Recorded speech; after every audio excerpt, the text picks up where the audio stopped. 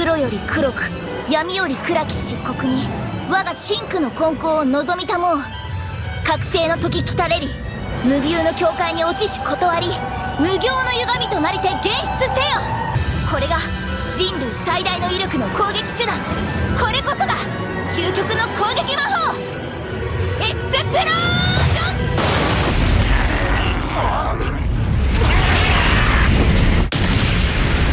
What's good, anime enthusiasts? Welcome back to the final episode review for Mushoku Tensei. We got the last two episodes to go, and of course at the end of the review I would make a separate video that gives us like a hey, should you watch Mushoku Tensei? I probably should, but maybe sometime down the line, I guess after we see season 2 and then eventually season 3 as well, as we see the entire thing, and then we'll make it at the end. Yeah, it's like a big penultimal, like, okay, we have 3 seasons so far across all of these years. Should you delve in and watch it?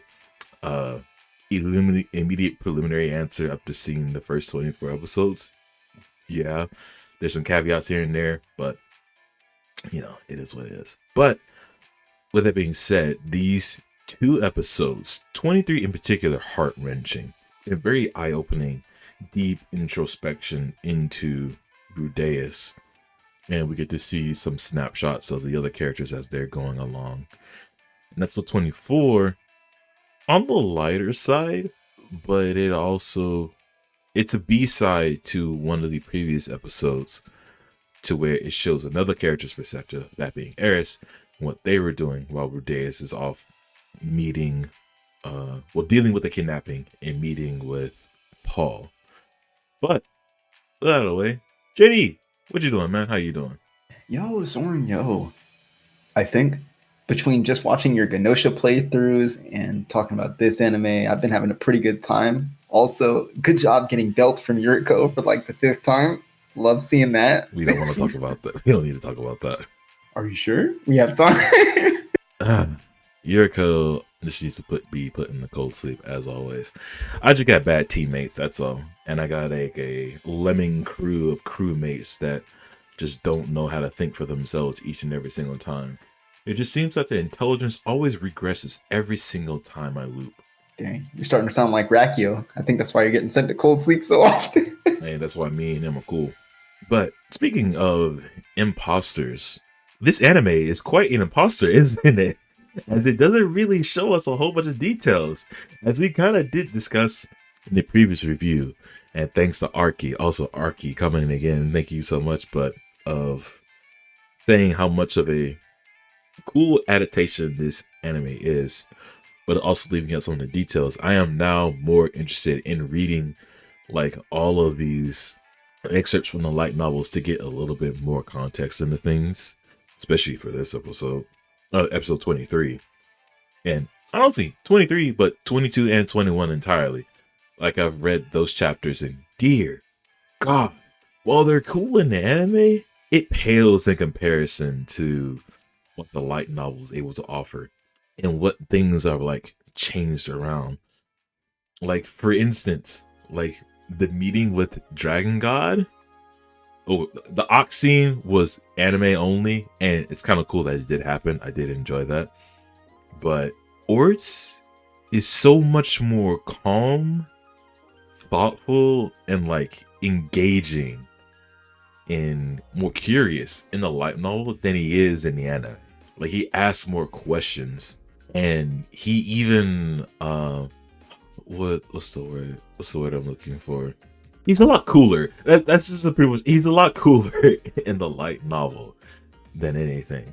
Like, he even has a much more engaging conversation with Rudeus about like all his topics that he's talking about, and it's like, man, why didn't we get this? Also, hold on, let me pull this up here in the thing. Oh wait, hold on, this is on the Eris bit. I should have saved it for the other one. We got that W production. We have sources now, guys. Sources. We also have editing. Let me see. Actually, you know what? Before I say that, you know how we dogged on Rudeus for like just outwardly talking about man god? This whole paragraph, I remember. yeah, this whole paragraph actually gives us context as to why he did it. So let's see. It's when after, of course, Ort says, "Are you familiar with the name man god?" And then he says, "Finally, he said a word that I could understand. Part of the problem was that I let my guard down, thinking that our conversation was already over. Another part was that I purposely avoided saying anything about the man god to anyone. And now suddenly someone had spoken the god's name, particularly a person who so thoughtfully confused me. So, naturally, thinking that this was knowledge we both shared that would continue the conversation, I reacted to it without thinking. I replied ever so casually, 'I do. He appeared in my dream.'" Wow. So Rudeus isn't dumb. It's just the fact that I wouldn't fault him for that. Because if I was pertinent to very secretive information, and then all of somebody who's like very powerful and very threatening just comes up to me and passes me over and talks to me so casually, not really like downing me or anything, and then he knows something that I know, shoot, I'd probably reveal that I know too, and then get absolutely bodied in the hand through my chest. But you know, that's just me. No, it's definitely cool hearing just how much insight Rudeus had in that moment that I feel didn't really come through when it was adapted to the anime, right?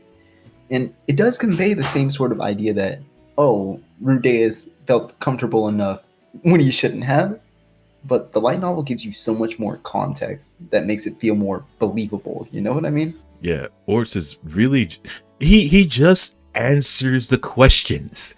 Like he just having a very simple conversation.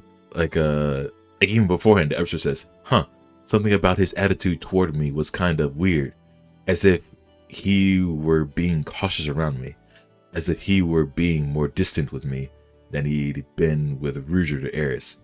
Well, anyone would dislike being rudely stopped by someone only to be needled about this and that.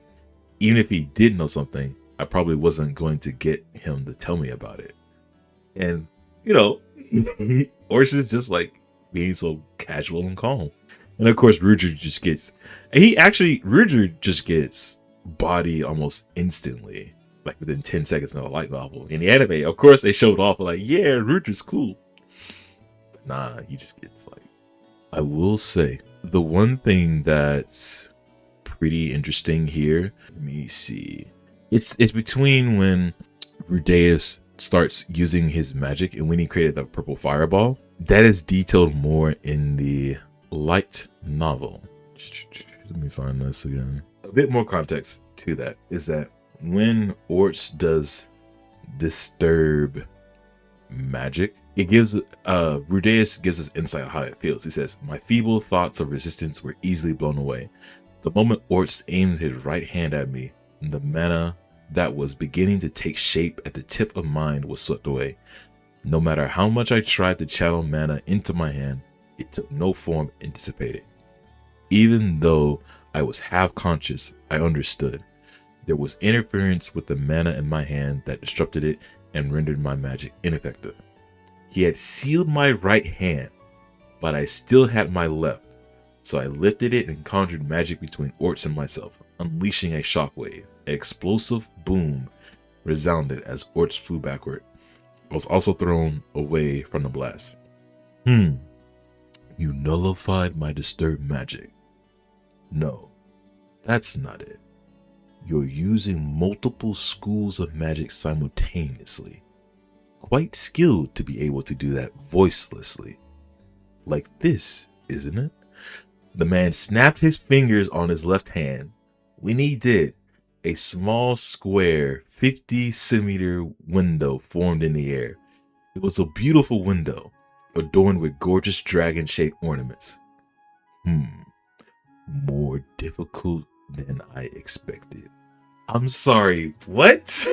Oh my god, that's so much high praise. Rudeus already knows how to weave multiple schools of magic. Orcs didn't know, instantly understood, and be like, that's cool, thanks. And towards the end of the chapter, both of them understood each other and had that rapport of like learning something between both of them. I'm like, what is going on in this light novel, dude? Why is this so cool? That's a whole different encounter, pretty much. Wait. Exactly. Also, last thing we'll say about this scene, and we'll get on with the review. Nanahoshi, her line is a bit more expanded on it, as she says, "Hey, Ors, there's just one thing that's weighing on me. That boy. Wouldn't it be better to just let him live?" Interesting. I think, it does carry the same effect in the anime, but the fact that it's not explicit in the anime makes it feel like more of a mystery, right? It's still a mystery because, like, why would she say that? Does she have some vested interest? But it's like, it's a very direct desire almost in a light novel compared to what it is in the anime, where it could be like a fluke or whatever. Yeah, because Dragon God wants to like not have anything to do with Man God and kill him and destroy all of his apostles. So that means that there's multiple apostles of Man God out there, either in the past or it's something that Orcs can see in the future. But here's Nanahoshi saying, wouldn't it be better to just let him live? Meaning that she knows something that she's not telling us, or she's telling Orcs. And Orcs doesn't know, question mark? Or maybe Nanahoshi noticed something more about Rudeus that Orcs can't see, and they're still being vague about it? I don't know. There's a lot more mystery at play here now. Yeah. Next season I'm gonna hop on the light novel. I just have to. Oh, I'm sorry. Last thing. You're probably gonna love Orts about this. He apologizes to Eris. Straight to S tier. Straight to S tier. Put that man right at the top. When Eris let out a wail, at literally the next line after, he says, "Was he important to you? I'm sorry, Eris, Boris Greyrat. But one day you will understand. Let's go, Nanahoshi." Excuse me? Was he important to you? Dude. I'm sorry. What? For me, it's like, I don't know, Worsted. You tell me. You're the one that can see the future, bruh.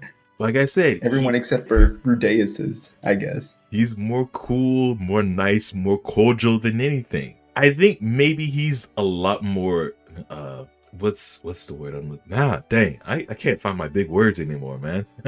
He's a lot more self-aware of his own power and all the curses that he has and knows, that he doesn't really need to like disrupt the natural order of everything. He's just going about his day. He doesn't need to kill Rudyard.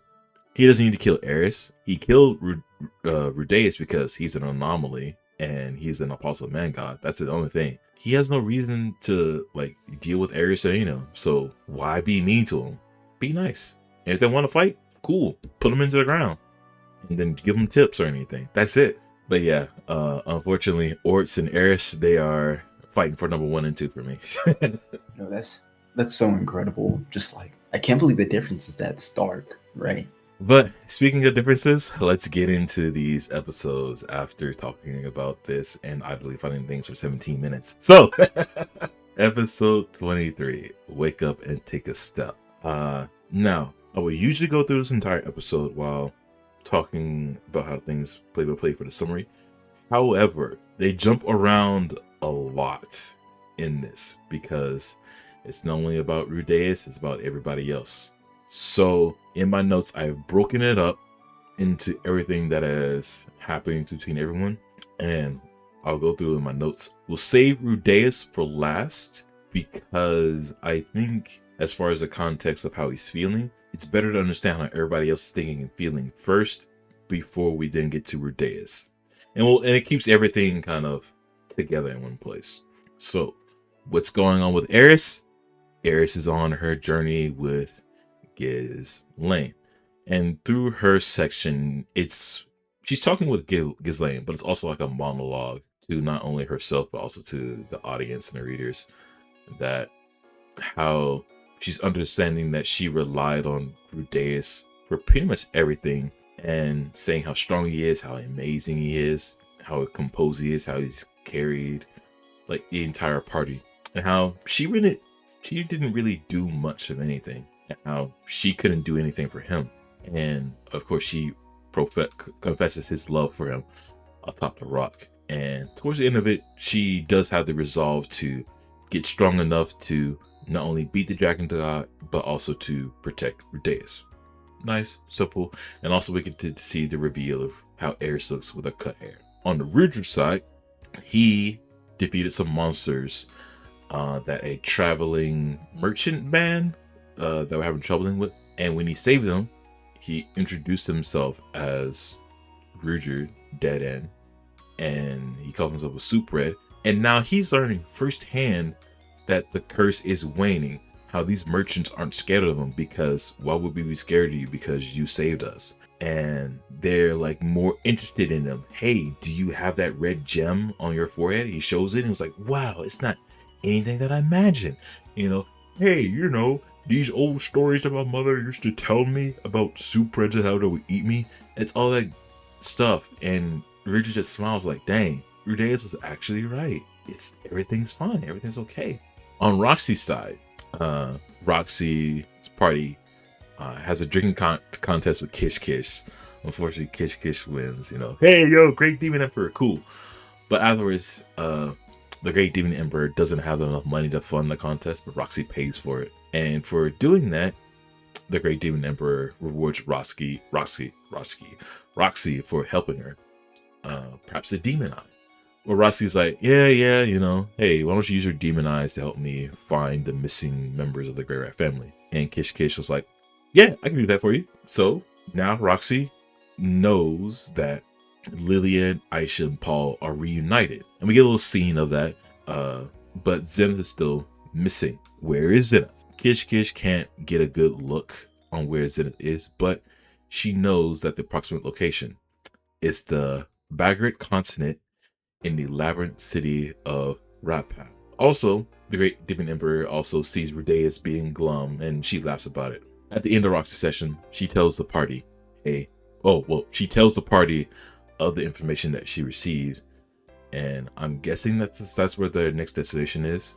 And the elf girl's like, hey, aren't you worried about your apprentice? And she's like, no, I am worried that he's depressed, but I think he'll pick himself back up. Moving on, small scene with Zanoba. He wants to see his master again. Small section with Geese as he's traveling in the desert of the Bagrat continent, what it looks like. Another small scene of Tona and the other beast folk girl whose name escapes me. They're training with the sword. The Tokobro Tufts, the only two remaining members, they reach the port city and they talk about Dead End to somebody else. And that's everybody else, all the other characters. Now we get to Rudeus and the MC. What's up with them in the city outside of the main city? We get a lot of scenes of MC himself while he's in school before he became a NEET. He was a very upstanding guy, when the delinquents and bullies were acting in a wrong way, he told them off, reprimanded them. Unfortunately, he drew their ire and he got all of their assault, the beatings and everything. And that's pretty much how everything started. And that's how he just holed himself in his room. But his, I believe, parents or grandparents actually tried to help him, support him, like saying, hey, we're gonna go up to your school and talk to them. We're gonna try and help you out. But the MC, he just felt defeated and depressed, and he was just sitting in his room. And as Rudeus, he's like sulking in his bed every single morning. He's not even moving. And at some point, Alphonse comes in and he's like talking regularly to Rudeus as if things are just happening. And he's like, hey, Rudeus, there's some things that need to be done around here, digging up wells, this and that. But Rudeus isn't really just like listening. And Alphonse says, hey, when it comes to Eris, I'm going to report that she died after the teleportation, but I'm going to hold off until the moment is right. Don't want to do it now when spirits are kind of low and the reconstruction is going on. And Rudeus just retorts, it's like, oh yeah, she left you too. But Alphonse is like more focused on the reconstruction efforts.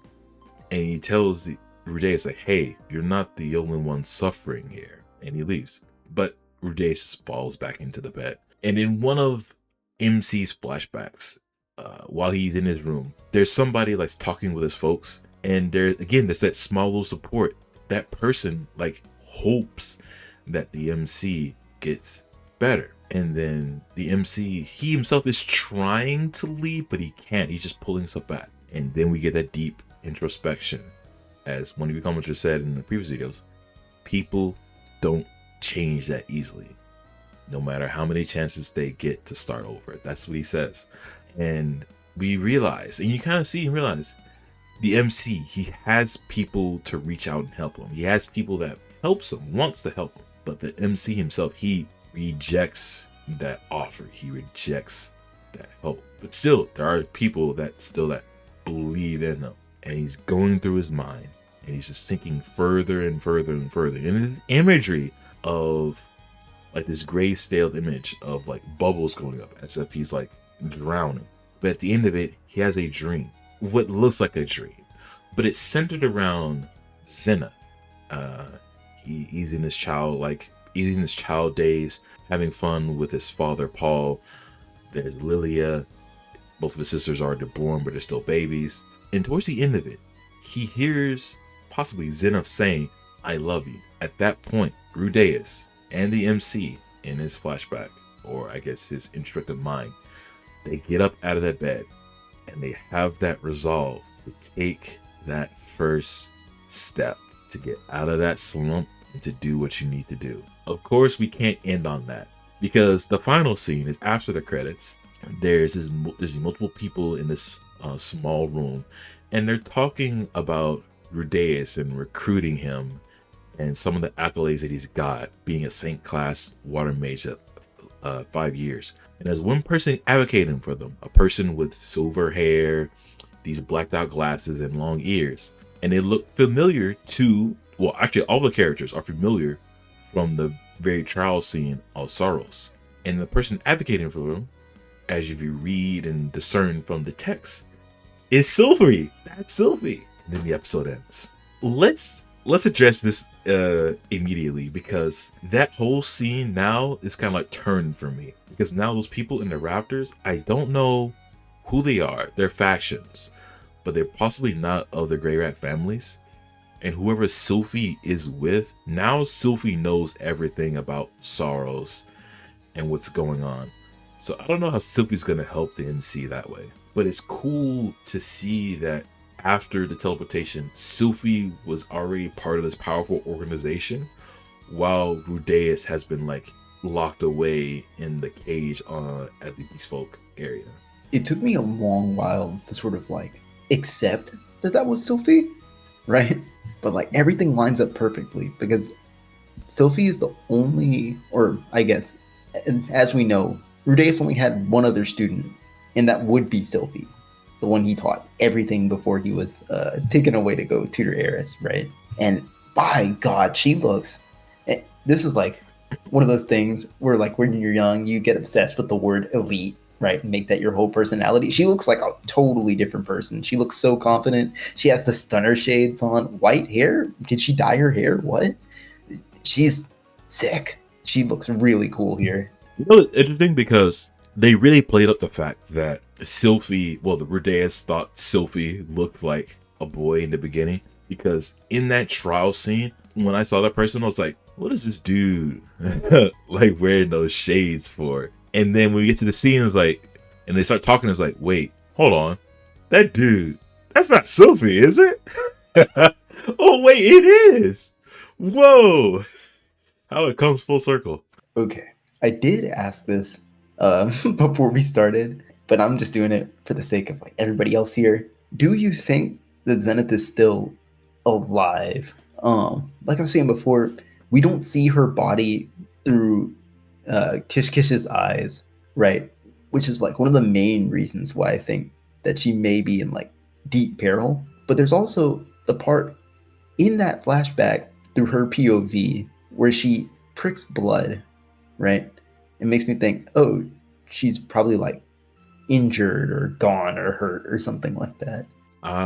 Okay. I see where your explanation is going there. I see your thought process. I still, yeah, connecting that with the dream. That's an interesting way of looking at it. I can't see Xena being in like mortal peril, especially after these years. Like, it's been long enough. Like, Philip and Hilda, I don't know how long they lived after they teleported, but we could surmise that they died like maybe days, weeks after. Like, they were immediately gone. Xena, she's still alive. And of course, remember, Xena is like a retired Avenger. She probably still has some like tricks up her sleeve in order to live long enough. So and it's in the way that Kish described the place, like the labyrinth city of Rapan. Are we in an actual city? Or are we in an actual dungeon? I don't know. So it sounds like Xena is kind of okay. I think I feel you. You know, I completely forget this is like a primarily fantasy world. If they are in a dungeon, it could be that like the dungeon is like enchanted to have some sort of like anti-scry, so you don't quote unquote cheat the labyrinth. I know that's like some D&D type stuff, but Also thinking about it from a story perspective, it'd be really, really cursed if they just killed Xena off screen. You know what? Yeah, that makes more sense actually. Get Rudeus out of bed. Get Rudeus to say, "Wait, I still gotta save Zenith." Right? Make that the only reason he gets out of bed, without the coddling of anybody else personally. Just that one goal, and then kill him off screen. Yeah, I'd be mad. Not only that, remember, Norn has been always constantly being worried about her mother. Paul would be heartbroken if he didn't know Xena was already perished. Leah and Aisha, like the whole entire Greyrat family on Paul's side, they nah. They wouldn't be that evil, right? I don't know. They did do a death hoax on us before for all three of them, for Eris and Rudeus and Rudeus, even though Rudeus was true.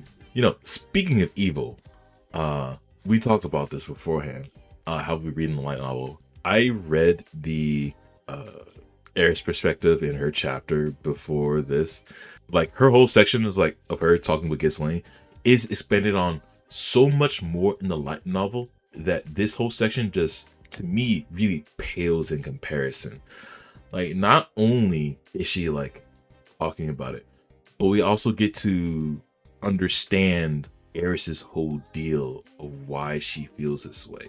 And it's not so much as like happiness of like, oh yeah, I relied on from everything, I feel useless. There is actual reasoning and logic behind her, and even her saying I love Rudeus, there is so much more behind that, and especially the scene as well. To really go over it a little bit, we get so much more context as to why she was dressed the way that she was during Rudeus' 10th birthday.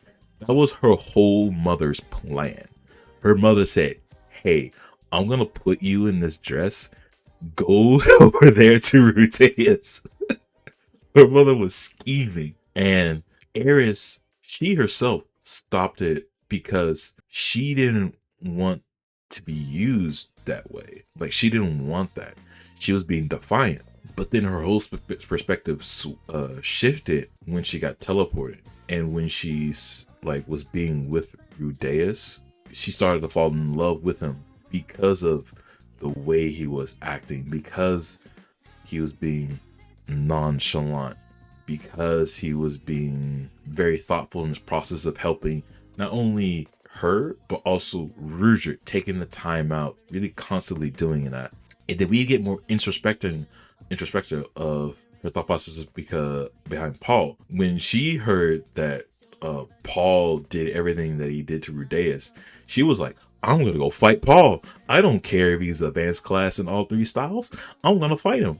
And then when she was like put back by Ruger, and when then afterwards that she found out that both Rudeus and Paul made up, she started to realize, wait, Rudeus is an adult, Ruger is an adult, I'm falling behind I don't feel like I'm contributing. And then during her whole like duels with Rujit, like she felt like she was weak.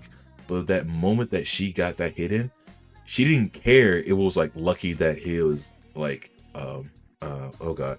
It's he was distracted. She didn't care that Rujit was distracted. She was happy that she landed a hit and that she was progressing, that she was getting there. And then it came up to that moment to where they fought against Dragon God Orts and she just felt completely useless. And then afterwards, she fell in love, or like she felt so much more respect for Rudeus, because Rudeus was already thinking about, okay, how do I use the stir magic? I'm trying to use the stir magic so I can prepare the next time that I meet Dragon God Orts, so we have a better time of escaping him. And how Rudeus isn't like so down and beat up after the fact, that he is already set on what's the next goal is, what's next in his mind. And again, Eris is like, I can't keep up. It definitely picks up all the necessary elements that you would want. It feels less like lip service in the light novel, and I appreciate that a lot, right? Because when you put all these things into context, you get a really touching scene about like Eris's vulnerability, or not vulnerability, but like her shame and hiding behind Rudeus, or feeling like she's been hiding behind Rudeus, a younger person than her, still a child compared to her. And it hit different. I will admit, this whole sequence, I did cry during episode 23. If you didn't, you're an op. That's all I'm saying. I'm an op. Oh my god, Soren, no way. Not a single tear? Nah. Dang, bruh. Well, I hope I cry more in the next season, dude. Well, it's unfortunate that, you know, I've seen a bunch of anime, so I'm not gonna say I'm muted to the fact. It's just that, you know, you just kind of see these things coming. I completely get it. Oh, okay. Eris cutting her hair, right? Oh yeah, I was gonna ask you, do you like her new look? Dude, I love. Okay, and this is my favorite trope in pretty much any anime. When your female protagonist cuts their hair, right? It's fully symbolic of them trying to do a new start, right? It's them resolving themselves towards like their goal rather than any sort of like, not vanity, that's the wrong word, but any sort of like performative feelings that may be happening, right? I think it fits Eris a lot. She's a lot more spunky. She looks really like an adventurer, like the adventurer she always wanted to be, you know? Mm-hmm. I have a problem with it. What problem could you have, young man? It's too short. We're kidding. We're saying anything.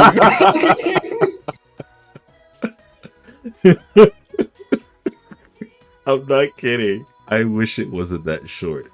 If it came down to her shoulders and maybe a little bit past that, like an inch past that, or half an inch past that, I'd be fine. This dude could ain't it for me cheap. I mean, I need to look at her picture again because I feel like it's not even that short for real, man. To me, it is. Oh, wait, the intro. Yeah, her hair went down to like just a little bit above her waist, right? Maybe above her rib cage, just a little below the rib cage, right? Before. I dig long hair. And now she's got like a what? I mean, come on, bruh. Long hair is gonna be like a detriment in a fight, you know, and she's got to be fighting, right? I mean, that's true and all, but you know, you seen her fight. That long hair, that long wave. It's like wearing a long robe or like having a long scarf. It just looks cool when it whips about and everything, man. But even still, like long hair isn't like my favorite female anime hairstyle. I just like long hair more than short hair. Man, if Eris was here, she'd slap you. Hey, yo, but I do get it. Hey, that's fine. She can try to. Well, no, I don't want her to punch me. Never mind. She's not. She's way too strong. Bro, I was about to say. You remember what happened to them Tufts, man? They got sent flying. We're dead on impact. You shut them up. quick. You know what else? You know what? Somebody else that she beat up for like the Tufts. Albeit, I say a little bit worse. Who? This new idiot mage that I want to die. What's his name again? Cliff. Yeah. Oh my gosh, Cliff. I will say this right now. I do not like Cliff. I understand his character. I understand his deal. I just don't like Cliff. Why? Well, we'll figure out soon. So, episode 24, Eris, the Goblin Slayer. As I've previously alluded to in the very beginning, this is Eris's perspective after episode, I want to say 16, is when they get to Milchion and Rudeus is dealing with the kidnapping and meets Paul. So, what is Eris up to?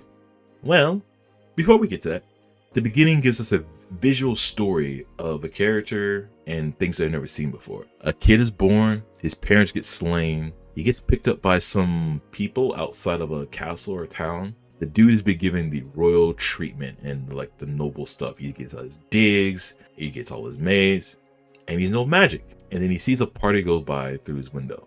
Ninja plays out as regular as we are like in the city, as we're following Eris in her journey and her day off. Eris sees a conflict between some demons and the guards. I wrote this scene as a one-off, but it's important later on. Or I guess the context surround the interaction of this means something that it's revealed later on.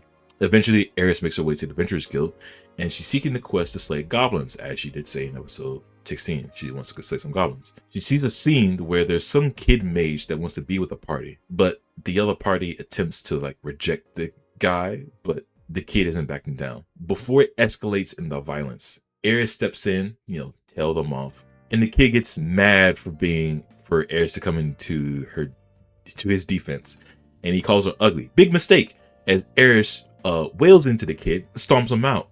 Thank you, Eris. Good job. But after that, Eris kind of takes the job off screen, and she's moving on. But the kid is following behind her. Who is this kid? His name is Cliff. He's a mage, and he's boasting about his skills about a mage. We don't care. Eris doesn't care. But Eris reluctantly takes him along. Eris is then fighting off some goblins. Cool. And Cliff in the background, he's casting his very powerful spell, in which it does go off and he incinerates the goblins. But unfortunately, he's burnt the goblins to a crisp to where it's very hard for Eris to now even collect those ears. And of course, Cliff is spouting more and more about he's a cool and awesome mage and about magic and yada yada yada. We don't care. But he also convinces Eris to head into the forest as let's go do more, let's go do more. They get lost in the forest. But Eris also hears something in the distance in the forest. She focuses and she perceives that something is going on. They run up onto a scene to where there is a blue knight called a Temple Knight that's defending some lone girl in this pink dress with very star-like eyes, and they're being assailed by these assassins. Apparently, these assassins serve the Pope, and Cliff just keeps spouting that blessed children can become the next Pope, and these assassins are working for the Pope of Milis. Okay, but Eris can't really let this stand, so she jumps in and she works these assassins easily. And after she bodies them, Cliff, this idiot, falls in love with Eris. I'm sorry, bud. We then get introduced to Therese Latria of the Temple Knights. We don't know the name of the little girl that she's been protecting, but Eris calls herself as Ruja of Dead End, as they're, this is still in the process of them trying to clear Ruja's name. Of course, Latria is happy. Latria is happy, and Eris says, "Hey, as thanks, if you want to give me thanks, just guide me out of the forest." And they're like, "Cool." Cliff, he tags along as well, but Cliff throws on a helmet. I wonder why. When the scene is about to fade, or when it should fade, one of the dying assassins calls Cliff Master Cliff, and he wonders what he's doing with the Temple Knight. And then the real Ruja pops up behind the assassin, and he's like, "Why are you attacking a child, bud?" With spear in hand. And the assassin's like, "Why are you siding with them?" We don't know who them is, but them is some group that wants to drive out the demons. And then the assassin says "Yo, the current Pope wishes to coexist with demons." Okay, we have our 3/4/5 plot that's going on. Towards the end of this, Eris and Cliff part ways up on the bridge with Latria and the small girl. Cliff then proposes to Eris, and Eris shuts him down easily, cleanly. Thank you, Eris. And then Eris starts, glazing Rudeus. And she's been like glazing Rudeus like constantly as she's with Cliff. And this has really come to a head for Cliff. As she's talking about, and Cliff like falls in love with Eris even more. But Cliff starts to realize she does not have eyes for me. She has eyes for this Rudeus person. So with that, Cliff, defeated, moves away, says his goodbyes to Eris. We follow Cliff. Cliff's in his room. A maid comes in, saying that his tutors were slain by wandering demons. And this will make conflict with the Archbishop's supporters inevitably. And the closing scene is Cliff studying or writing things. And he's got Rudeus on his mind. The episode ends. Okay, this whole episode, this whole OVA kind of thing, Eris is cool. This whole plot with Cliff, blessed children becoming the Pope wanting to coexist with the demons, yet there is like a side that doesn't want that to happen. And then we have both Cliff trying to obfuscate himself from the Temple Knight and the little girl. There's so much going on that I wish this episode didn't happen and we had more episodes to expand on this. That's a pretty interesting take, actually, right? Because I imagine this episode to be pretty much the primer for like the main conflict going into season 2. But that's, again, me not knowing what's going to happen in season 2, right? What makes you say that? So, okay. I think this might also stem from previous nitpicks / issues that I say that I had with Sentence to Be a Hero about how there's a lot of moving parts, but nothing's really happening. In this sense, we have kind of a lot that's going on already, especially if we see the anime at this point, right? So what's going on? All right, we know that Zenith is missing, so we gotta deal with that. We have this whole plot in the background with the Grey Rat family and this political tussle. I don't know how it's gonna play out in season 2, but we kind of now have a subplot with Eris if we want to follow that. We're probably not going to, since we're going to be following Rudeus this whole entire time. At the end of episode 23, there's going to be a plot with Sophie. Maybe we meet with Sophie and get with Sophie, or maybe Sophie has her own kind of thing that's going on. We don't know. We still have Roxy's whole entire deal, or with Roxy and the party that's going on. We don't know if we're going to get episodes with Paul. Like, I'm saying there's like a lot of moving parts, and there are. I just don't know if we're going to focus in on these things. And now we have, a deal with another noble problem that we have with blessed children becoming the Pope trying to be with demons while there's some people that don't want to be with demons. I definitely feel you. I think for me, I consider this like a background plot, where it's like these things will sort of affect how the characters need to navigate moving forward. I think the beginning of 24 was actually great material for me, because besides the boat trip leading to Millis, I wouldn't have thought that the demons were being, I almost said discriminated against. I guess it is a sort of discrimination against, like, in that city in particular, because Richard, he's getting his free pass, right? And I know he's trying to get his reputation up despite being a spurred, right? It makes me wonder a lot more about like how other demons have to exist around here. Like, people like Roxy, for example, right? Mm-hmm. We do have a lot of characters that feel important, and I think Cliff being pushed to the forefront in this way as both a rival to Rudeus for Eris, even though we all know that's never going to happen, right, guys? Right. It's never going to happen. He can die before him. And the one child with her Arknight, I'm going to call her an Arknight for now, right? Who is also going to be like in a pretty like big position. I feel like these are just going to be like world hazards, I feel like. If they don't affect the goal directly, they'll be like things they just have to work around. So, Cliff says blessed children become the next pope. We already know one other blessed child, that being Zanoba. I don't know if Zanoba's gonna like be in the running to be a pope, but he is in a whole different kind of city / area. I know Arky put in the comments, said like one of the chapters has like a world map of everything so we can see what's going on. But I don't know. There's also the fact that we have cursed children. Well, there's blessed children and cursed children. You know, cursed children have curses, and blessed children have like nice powers, positive powers. So there's, I don't think cursed children are coming into play. Maybe, I don't know. But it feels like this blessed children should be like an important plot point. But it also just feels like world building that we don't necessarily need to pay attention to. But since now that Cliff is now interjected with Eris, and now that Cliff knows about Rudeus, and now he's gonna like be a rival to Rudeus, this whole now subplot with blessed children and the Pope thing and coaches with demons is now going to be added into the Rudeus story at some point. I would have been fine with it. It was like on the backside. You would not have to worry about it. But now, I think I'm just being very nitpicky and critical for the sake of it, and just really focusing on way too many things, just not letting it play out and enjoy. And that's precisely what I did with Sense of Be Hero, and I kind of needed to pull back. So I think now I just need to pull back and just let it play out and see what happens.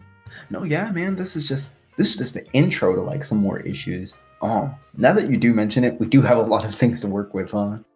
Especially with the fall of like the Grey Rat family and everything like that too. Oh my god. Yeah.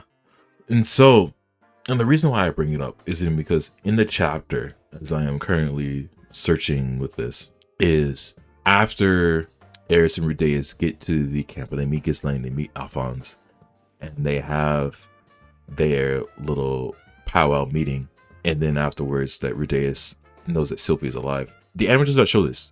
We go back to the tent. Ghislaine and Alphonse and Rudeus meet, and they discuss about what happened to Rudeus and Eris. And Rudeus explains, you know, how he was transported to the demon continent. He talks about Ruger, and even Alphonse is like, hey, you know, let's reward Rudeus for his actions. And Rudeus is like, nah, let's not worry about that. You know, he probably doesn't. Ruger doesn't really care. Ruger doesn't care about that. So, but ultimately, you know, they're talking about what do we do with Eris, or how do we do with it? And Rudeus is kind of like being a part of the meeting as a vassal. And when he talks about, when Alphonse like just starts like saying things and discussing things, there's a lot more at play in this political play and like drama with the Grey Rat family. Because if we remember way back in the trial, there's a character named Darius that's supposed to look over, as opposed to the Boris family, or at least the region that Saros was supposed to be over. In this whole chapter, we learn that Darius was behind the actual kidnapping of Eris and Rudeus. Let that sink in, JD. Oh my gosh.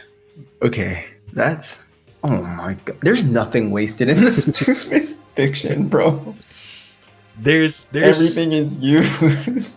There's so much that's happening in the background that if you're just watching the anime, you will not know about. And I think the anime is doing a disservice to the series. Just a little bit, that we aren't seeing what this background is going on.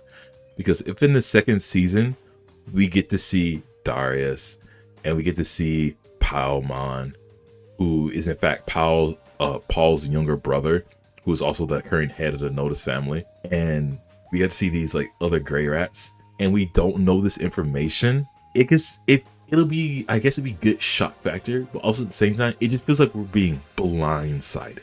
I don't know. For me, does that make it better? Because it'll be Rudeus' first time understanding like those factors too, right? It's true. No, well, actually, no, I'm sorry. Because in this meeting, he also, like, he now knows, as his airship says, Lord Darius has been gaining power for the past few decades and supports the first princess ascension to the throne. He's also primarily responsible for driving the second princess out of the country. Of course, he doesn't know, and we don't know in the light novel who is this first prince and who is the second princess. I assume that second princess is the small pink girl. Probably not. I don't know. But as I said, there's so much that's going on. Dang, dude. Yeah, it's like, I say this. If I were to give the anime a rating, I'd give it like an anime only rating. But if I knew the light novel, I would be taking off points for not getting like this pertinent, important information. And again, Some adaptation too. yeah, it's sort of that way. But also, as Arki warns us, and I guess I can warn you now, season 2 is widely considered to be a step down in terms of quality of adaptation compared to season 1. It actually skips more content, and some of them are actually quite important. There are a couple of major instances where the lack of information and perspective and elaborations leads to the anime only audience misunderstanding certain things. The season is decent overall, but it's something you should keep in mind. Dang, now that makes me wonder, should I like save myself and like just not read the light novel then? Oh, and then like take the anime for what it is? Or do I indulge, you know? So I will attempt to read some things if I don't understand. I don't know. It's very hard, right? With now the information that we know, that there's a lot of details that being skipped over. I'm still gonna be only an anime only head, and I'll probably read. We'll say if we watch like episodes 1, 2, and 3, we'll probably wait until we get to like say halfway into the season and to start looking back at other things to see what has changed, possibly. But honestly, as soon as we started reading a light novel and like learning of details that were skipped over and things that would have been cool to add into the anime that they didn't, it really hurts. No, definitely.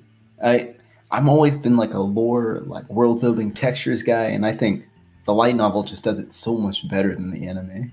I mean, that's to be really expected. Yeah, because you have a million words to say and ways to describe things in text, but there's only so much you can do, and there's only so much time you have to animate things, to voice act, have the things.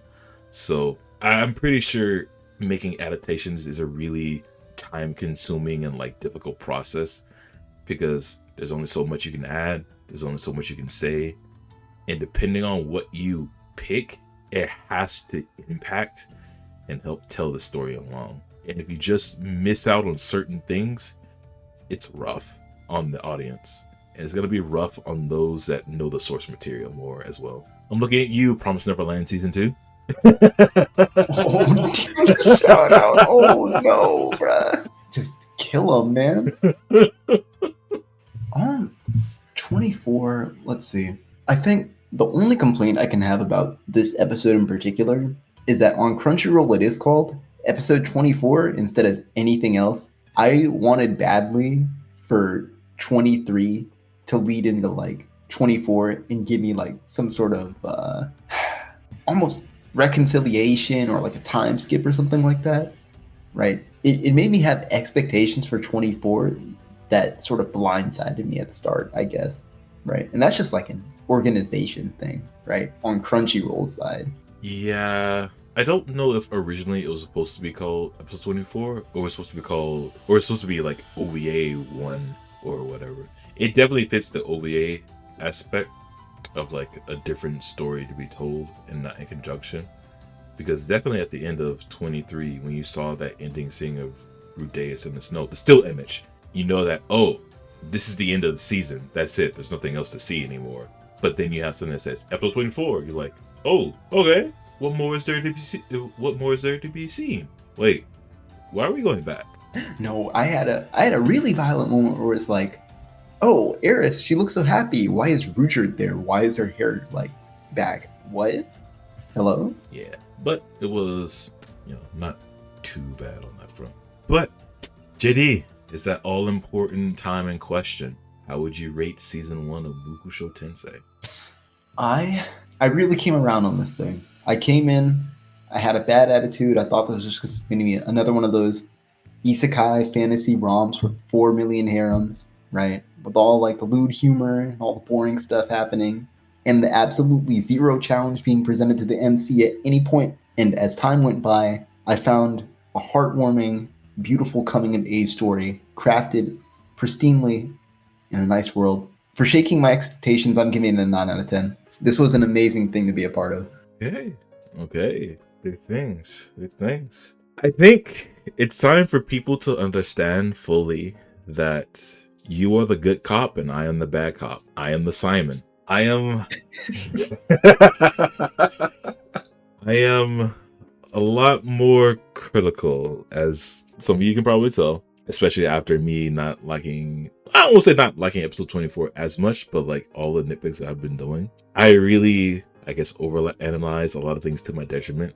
And I can make some shot calls, and I can make some predictions, whether it be to my success or my detriment. That it still remains always to be seen. It's always a coin flip. For me, coming into Mushoku Tensei and hearing the rumors and being told about things from friends, you know, I still went in with, I always try to go in with things with low expectations. It's not gonna wow me. It's not gonna do anything. I've seen a bunch of anime. I've seen hundreds, 200s, 300s. I've seen movies. You can attempt. I don't want to say you can attempt to wow me. That sounds too much of an elitist. If you give me a good story, if you attempt to tell me your story and you do it well enough, you give me some characters to care about, I'm all right. Do you. That's how I'm able to watch a lot of anime that's considered quote unquote trash, and how I can have like a open mind about things, and how I can say I can trash on good things, I can trash on bad things, and I can trash on things in the middle. You know, everything is subjective, even though when we feel like we want to be objective about things. As far as this anime is concerned, and seeing those rumors, some of them overblown, some of them being somewhat true, I'll give it. It's not a 10. Let's get that out of the way. It's definitely not a 1. If you're really looking at this, and if you get past the pervertedness, you cannot give this anime anything lower than a 5. That's baseline right there. Going up from there is like your personal takes, your personal perspective on things, and how you view and consume things, and how you understand things. I'll give it an 8.8. Man, all that stuff of saying you're the bad cop just to be 2 points down. 0.2 points down, I may say. I can't exactly give it a 9 either. That's the idea. I can't give it a 10, can't give it a 9 just yet. There are maybe, I can't get, I really can't. I say a lot of anime is like in the 7s and the 8s. So I give myself like a decimal like a metric to really like pinpoint things. I don't want to say it's a 9 outright. I'll give the first season an 8.8. Maybe it'll change in the coming weeks, and maybe it'll change due to your comments as well, because I like discussing things. I like to see where other people's heads at on these things. Maybe in my heart of hearts is a 9. Currently, I'm sitting at that 8.8. It's what we JD and I have said like in the very beginning. Despite what you see in this anime, all of the quote unquote bad things and all of the incest and the pervertedness, the harem qualities, the sexual content, the crude jokes, does it wane on you in it? Yeah. Are there terrible plot points? I'm gonna say no. There's confusing things. There will be confusing things, especially if you don't understand, but that's where talking with other people in discussions and try to get wrap your mind around things. That's what we're here for, right? You know, help, attempt to help, and like go through our own things. And it's good that always have another person to talk to. We go back and forth. JD likes some things. I don't like things. I hate Cliff. JD probably likes Cliff for some reason or whatever, as Cliff's a chill guy. There's that. And of course, it's always good to have at least one other person or more people to wrap your minds and like really hone in on what the author or the writers or the storyboards are trying to tell you. Where was I going with this? You were saying that these things have nuance, right? Yeah, and discussing these nuances is what makes anime and fiction so powerful. Yeah, that is the idea. But that is all that we have for season 1 of Mushoku Tensei. I'll be definitely taking some points up from Arki to look back at some of these extra chapters and some things to see a little bit more detail on things, so I can be okay, like, oh yeah, I can know this, and we'll see if they come into play. No, definitely. I can't wait to see some of the comments in this thing. I want to hear what some of your favorite scenes were from this season so far, because every time I go back and try to do a rewatch, I notice something new every single time, and I want to speed that process up just a little bit. Nah, I got you. Yeah, y'all comment down below. Tell us anything you want to say about season 1. If you got any, I guess, warnings about season 2 that Arky hasn't mentioned, we'll probably take those as well. But yeah, we'll be heading headlong into season 2, nonstop on this train. I will ask this. As we see on Crunchyroll, there is one episode called episode 0, Guardian Fits. I don't know, that's like a prelude episode. You know what? Never mind. I think this will be important because this might also be like an OVA storytelling episode, like episode 24 was. So never mind. We'll no questions on that. But anything else? You got anything, JD, before we close out? No. This has been awesome, dude. Exactly. I'm glad we watched this anime. I'm glad we dispel the rumors on things. I say dispel, but people can say whatever they want. You have your own opinions. You have your right to own your own opinions. You can say what you want. Just try not to enforce it on other people. Really the main basis of it. But with that being said, y'all, I hope all of you have a good day, night, evening, morning, wherever you are in the world. And hope your day is just a little bit better than it already is. With that, we will catch y'all in the next episode for season 2. Peace. See y'all later. Put Cliff in the fucking ground. Oh my god.